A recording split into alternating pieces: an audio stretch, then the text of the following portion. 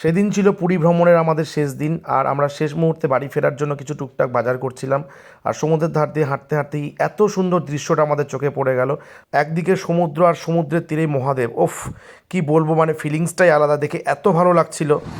আমার নাম ঋষিকেশ নায়ক। বাড়ি কোথায়? এইখানে। এখানে কোথায়? পুরী। পুরী। তুমি আর্ট করো? আচ্ছা আচ্ছা, খুব ভালো হয়েছে তোমার আর্ট। Thank you.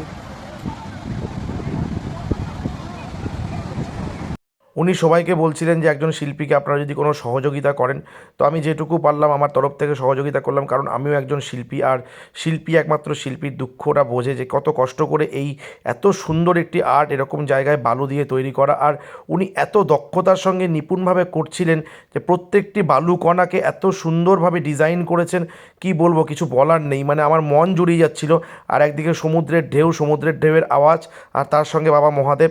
তো যাই হোক, আমাদের বাড়ি ফেরার তাড়াতাড়ি ছিল, তো সেই জন্য বেশিক্ষণ সময় দিতে পারিনি, কিন্তু যেটুকু পেরেছি ততক্ষণে উনি এতটা তৈরি করেছেন। তো উনি বললেন যে এখনও অনেকটা কাজ বাকি রয়েছে, এখনও অনেক কিছু হবে।